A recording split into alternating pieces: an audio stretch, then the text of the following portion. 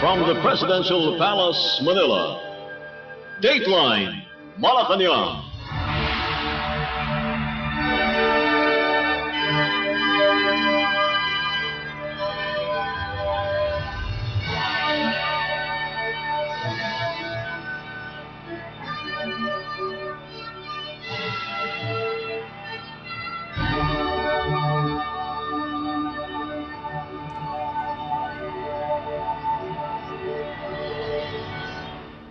Good day, this is Dateline Malacañang, and here are the news. On the top story, Philippine President Ferdinand R. Marcos Jr. on Wednesday signed the Value-Added Tax or VAT on Digital Services Law at the Ceremonial Hall in Malacañang Palace. Known as Republic Act or RA number 12023, the new law imposes a 12% VAT on non-resident digital service providers or DSPs to generate additional revenue for the government and to level the playing field for local providers. This law encompasses various services such as online search engines, online marketplaces, cloud services, online media and advertising, online platforms, and digital goods. Considered one of the priority measures of the Marcos administration, this law aims to address revenue losses due to ambiguities in existing legislation regarding the taxation of e-commerce transactions. It specifically targets foreign companies not based in the country that continue to provide services to Filipino consumers.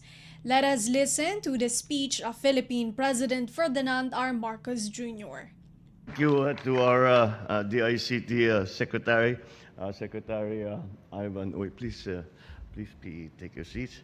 Senate President Chis Escudero, and the members of the Senate, House Speaker Martin Romualdez, and the members of the House of Representatives, Finance Secretary, the beneficiary of all of this, of what we are doing today, the Finance Secretary, Secretary Ralph Recto, the other cabinet members present, Presidential Advisor for Legislative Affairs, Mark Leandro Mendoza, BIR Commissioner June Lumagi, other key development partners and stakeholders, my fellow workers in government, distinguished guests, ladies and gentlemen, good morning.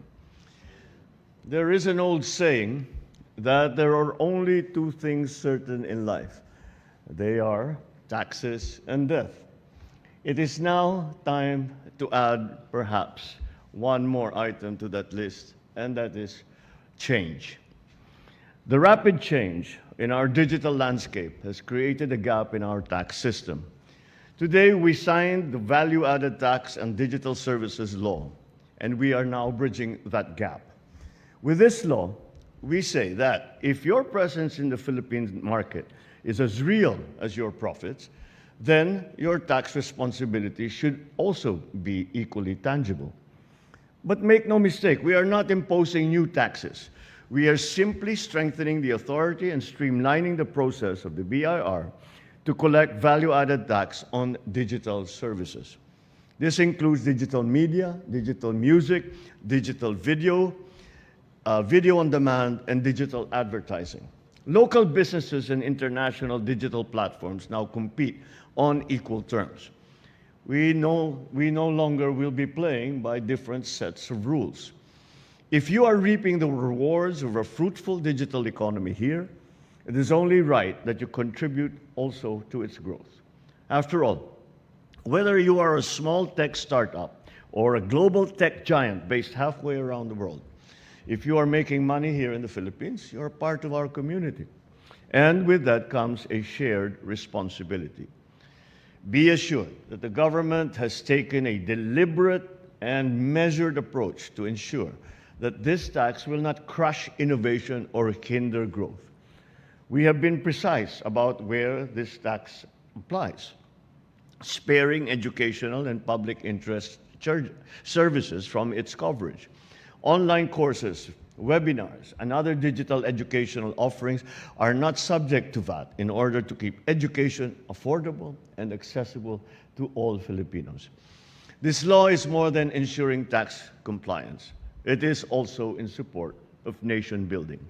For the next 5 years, we estimate to collect 105 billion pesos from this measure. This is enough to build 42,000 classrooms, more than 6,000 rural health units, 7,000 kilometers of farm-to-market roads. Additionally, 5% of the revenues generated by this law will be allocated to our creative industries. This means our artists, filmmakers, musicians, the very people who fill our platforms with stories and with content will directly benefit. It ensures that our creative talents are not just surviving in a competitive digital market, but will be allowed to prosper. Fairness, inclusivity, and progress. These are the goals of this law. Today is not just about the signing of the VAT on Digital Services law. It is also the beginning of a more equitable journey forward. And this would not have been possible without our legislators. We thank you for the dedication that you showed in ensuring the timely approval of this law. To our partners in the digital space, let this be seen as an invitation to help build a bagong Pilipinas, where innovation flourishes, especially as we promote competition. To our local enterprises, who have been pillars of our economy even in the face of changing landscapes, today we restore the balance and give you the fair shot that you deserve.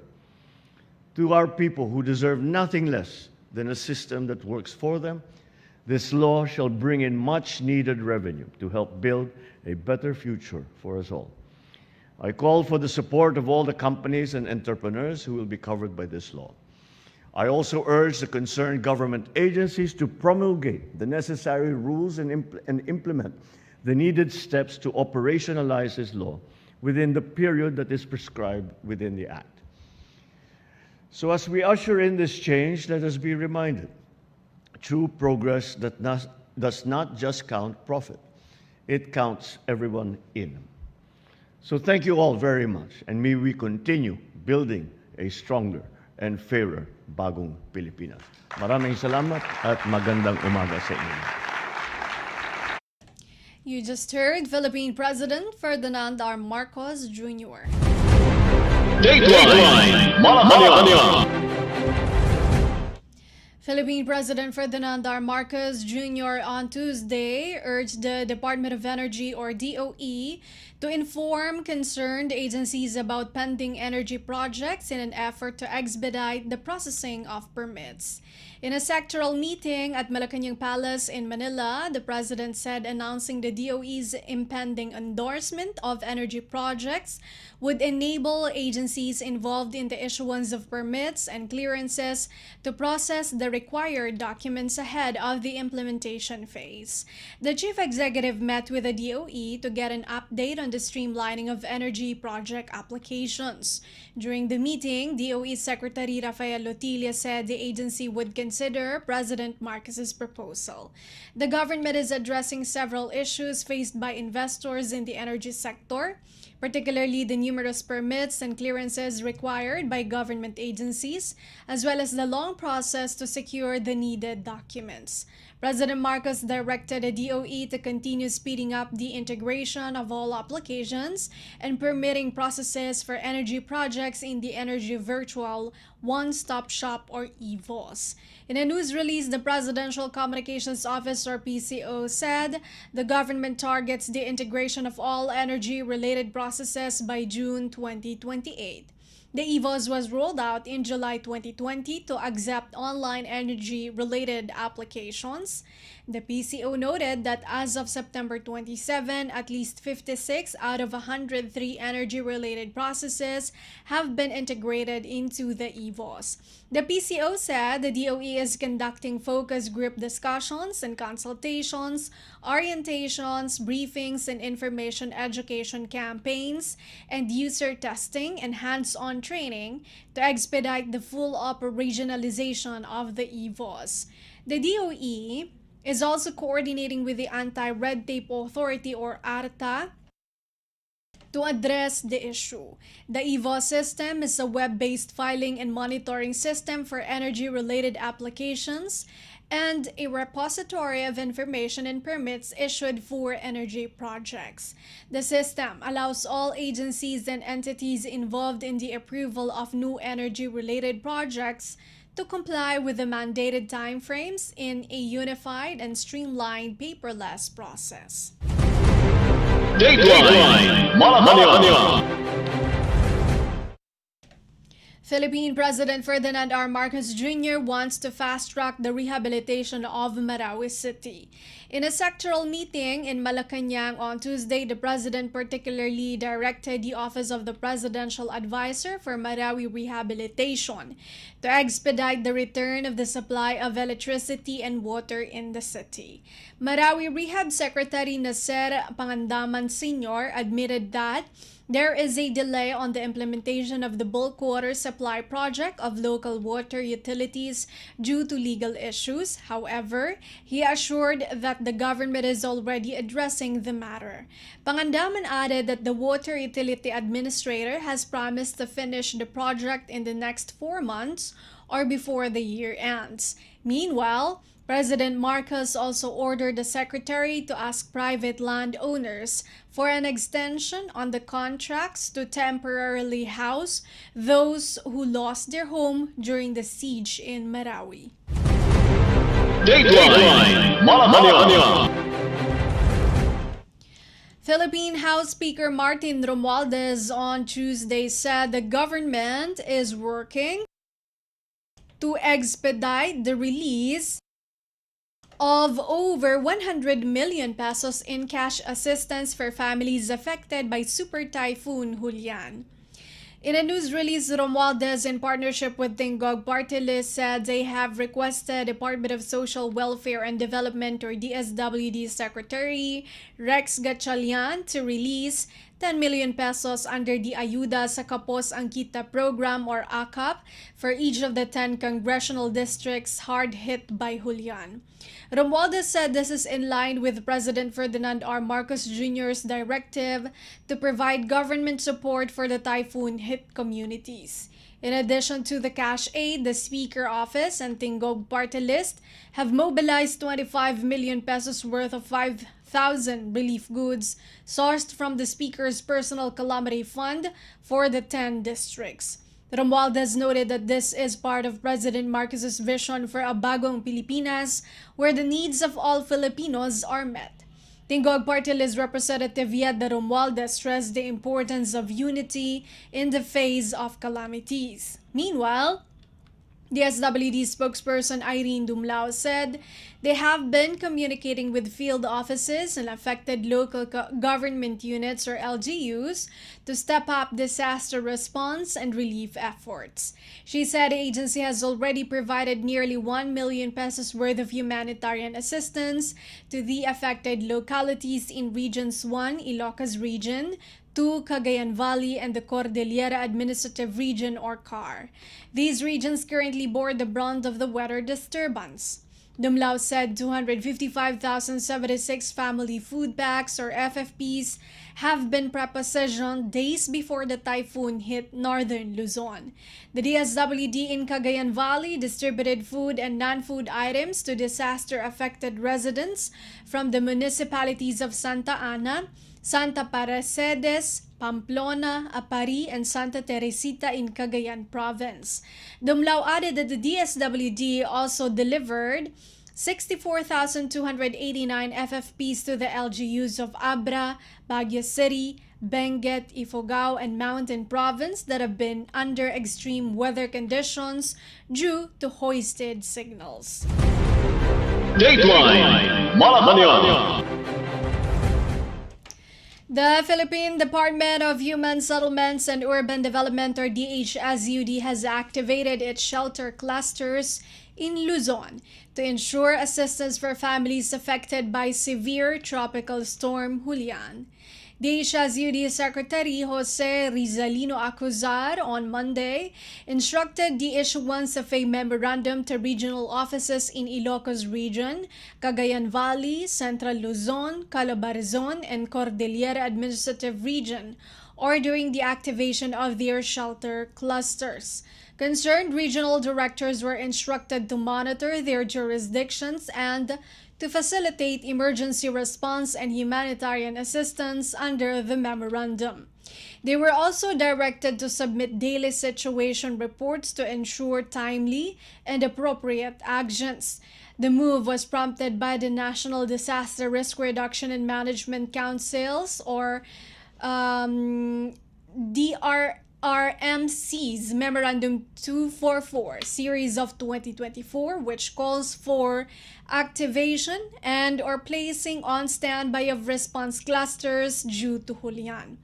The DHSUD has already approved over 30 million pesos in assistance for victims of Typhoon Karina and fire incidents in Bacoor City, Cavite, and other parts of the country.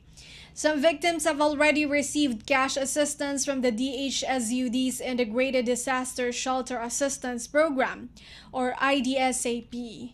The program provides cash assistance amounting to 30,000 pesos for those with totally damaged houses due to calamities, man-made or natural, and 10,000 pesos for those with partially damaged houses. Dateline Malacañang. Meanwhile, the Manila Economic and Cultural Office, or MECO, is closely monitoring the situation of Filipinos in Taiwan as Super Typhoon Julian, with the international name Kravon, approaches the island after battering several parts of northern Philippines. In a statement on Tuesday, MECO Chairperson Cheloy Garafil said there are no untoward incidents involving any of the more than 150,000 Filipino workers and migrants in Taiwan at present, as the anticipation of torrential rains and storm surge trigger panic buying and evacuation of hundreds in vulnerable areas on the island. Garafil added that Filipino community organizations are advised to coordinate closely with the nearest MECO offices for any contingency needing immediate attention and adhere to the advisories of Taiwanese authorities for their safety and welfare during the typhoon. Garafil said the MECO, including the Migrant Workers Offices, or MWO, in Taipei, Taichung, and Kaohsiung, are prepared to respond to emergencies. Taiwan's Weather Bureau Central Weather Administration on Tuesday has already raised the sea and land typhoon warning in several parts of the island, including Yunlin, Chiayi, Pingtung, Hualien, Taitung, and Penghu counties, as well as Chiayi, Tainan, and Kaohsiung cities. The typhoon is expected to make landfall in Taiwan on Wednesday afternoon or Thursday morning. Dateline Malacañang. The Commission on Filipino Overseas is encouraging Filipino students to participate in the Exchange Visitor Program, or EVP, particularly in the United States, to gain skills and cultural knowledge and explore the world. During the Far Eastern University Internship Conference on Monday, CFO Secretary Romulo Arugay emphasized the benefits that students can gain in joining the program. Arugay noted that students joining the EVP should take a mandatory pre-departure orientation seminar, or PDOS, with a CFO. He said a CFO is partnering with universities like FEU, which sends a number of students abroad for internships as well as for work and travel under EVP, to make the students aware that there is a government agency that responds to the welfare of Filipinos abroad, particularly those who went abroad permanently. Arugay said since the start of the Marcos administration, the CFO has already given PDOS to over 1,500 students. The FEU Institute of Tourism and Hotel Management, or ITHM, however, clarified that they are not offering any scholarship under the EVP and that all expenses must be shouldered by the student. Several universities in the U.S. may offer scholarships, but it will be the student who must apply for such scholarships directly from the university. EVP refers to the International Exchange Program administered by the United States to implement the Mutual Education and Cultural Exchange Act of 1961 as amended Public Law 87-256, 22 USC 2451, 1988. Meanwhile, U.S. Consular Officer Brittany May said many opportunities awaits students who join the EVP. They would also be issued a J1 or the Exchange Visitor Visa by the U.S. Embassy. J visas are non-immigration visas for individuals approved to participate in exchange visitor programs in the U.S. She added that there is no specific quota on the number of students who can apply under the J1 visa. The CFO and the FEU meanwhile signed a memorandum of agreement to formalize their commitment to improve students' international work experiences and global competence through the on-the-job training. The partnership highlighted the importance of government, academe, and industry collaboration. The CFO is the designated secretary of the EVP Committee per Administrative Order 242, one of the functions of which is the registration of EVP participants or J1 visa holders. Harold Bueno, Dean of the FEU ITHM, cited the importance of having a government collaboration, especially since they often send their students abroad. Bueno said that aside from the US EVP, the FEU has international internships in Hong Kong, Canada, France, and Thailand. They are also working on having the same agreement with educational institutions in Korea and Taiwan. To date, he said that the FEU has sent about 900 students to the US under the EVP. Dateline Malacañang. The Philippine Department of Agriculture or DA on Tuesday emphasized the need for the approval of the AVAC live vaccines for commercial distribution before the year ends following the rising number of areas affected by the African swine fever or ASF.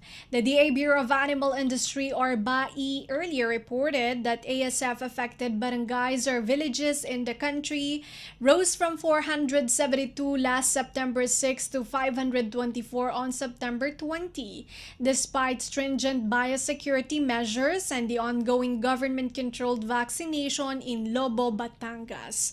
The mesa stressed the urgency of its immediate approval considering the most dreaded season in the livestock industry on top of the ASF threat. He said the third quarter of the year, marked by monsoon rains, is historically the season for widespread diseases in livestock. He, however, said the DA will continue to implement stringent border control measures. In terms of the ASF government-controlled vaccine rollout, the MESA said the BAI and the Food and Drug Administration had committed before the Senate to wrap up and secure results in November. To date, 524 barangays in 125 municipalities and 31 provinces were still classified as red zones. The highest number of affected barangays are in North Cotabato with 127. Quezon with 97, Batangas with 72, and La Union with 40. In Calabarzon alone, which serves as one of the major pork sources in Metro Manila, 200 villages are considered red zones. Dateline Malacañang. The Bureau of Fisheries and Aquatic Resources, or BFAR, on Tuesday said it is exhausting all efforts following a decline in fish catch in the West Philippine Sea, or WPS, from January to June. The Philippine Statistics Authority, or PSA, reported that for the first half of 2024, fish catch in the WPS was down to 101,039.54 metric tons or MT, from 108,392.48 MT for the same period in 2023. BFAR spokesperson Nazario Briguera said there are several factors contributing to the decline in fish catch, including geopolitical conflict in the region, rising global fuel prices, and the El Niño phenomenon and climate change, which affected the migratory movement of fish, among others. The BIFAR officials cited the implementation of several programs, including its national banner program livelihood activities to enhance fisheries yields and economic gains from the West Philippine Sea or LAYAG WPS, fuel subsidy distribution, and other comprehensive strategies in capacitating Filipino fisherfolk and their families. The BIFAR also allocated around 1.5 billion pesos worth of funds for the procurement of more floating vessels for multi-mission purposes. At least 315,000 fishers in regions adjacent to the WPS, including the Ilocos region, Central Luzon, and Mimaropa, are benefiting from the WPS. Meanwhile, Briguera said the decline in the WPS catch has not affected the overall fish supply and prices in local markets, considering other sources like aquaculture. Briguera also assured that the closed fishing season from November 1 to January 1 will not affect the holiday stocks, and the BIFAR will continue to conduct stringent price monitoring in local areas. Dateline Malacañang. Finally, for Dateline Malacañang, the Philippine Health Insurance Corporation, or PhilHealth, on Tuesday launched a benefit package to address malnutrition of Filipino children at their developmental stage. The state insurer, together with the Department of Health, or DOH, and the United Nations Children's Fund, or UNICEF, created the Outpatient Therapeutic Care for Severe Acute Malnutrition, or SAM, which covers anthropometrics and clinical assessment counseling, follow-up visits, and other commodities. PhilHealth President and Chief Executive Officer Emmanuel Ledesma Jr. said the new benefit package affirms the right to dignity of Filipino children and sets a standard for which every Filipino child must have access to nutrition. He added malnourished children are less likely to perform well in school, become productive members of the workforce, and more likely to be trapped in a poverty cycle. According to joint malnutrition estimates by UNICEF, the World Health Organization, and the World Bank in 2022, 1 in 3 Filipino children under 5 years old is stunted or too short for their age. Moreover, the Philippines is second to Indonesia for having the worst conditions in the region. The outpatient therapeutic care package is available through select PhilHealth accredited facilities. Beneficiaries with children under 6 months old shall receive 7,500 pesos, while those with children ages 6 months to 16 months shall receive 17,000 pesos. This initiative is the first primary care and social health financing package worldwide, which is funded through national health insurance to achieve zero SAM. Dateline Malacañang. Before we conclude our program, Radyo Pilipinas World Service of the Presidential Broadcast Service is heard over the following shortwave frequencies: 15.640 MHz, 17.820 MHz, and 12.010 MHz. Can also be heard at 9.960, 12.120, and 15.190 MHz. You can also visit our Facebook page and YouTube channel at Radyo Pilipinas World Service. You will be able to hear and view our Filipino and English programs, including news updates here in the Philippines. Kindly subscribe, like, and share our post as well. That concludes this edition of Dateline Malacañang for Radyo Pilipinas World Service. This has been Bea Gaza. From the Presidential Palace, Manila, Dateline Malacañang.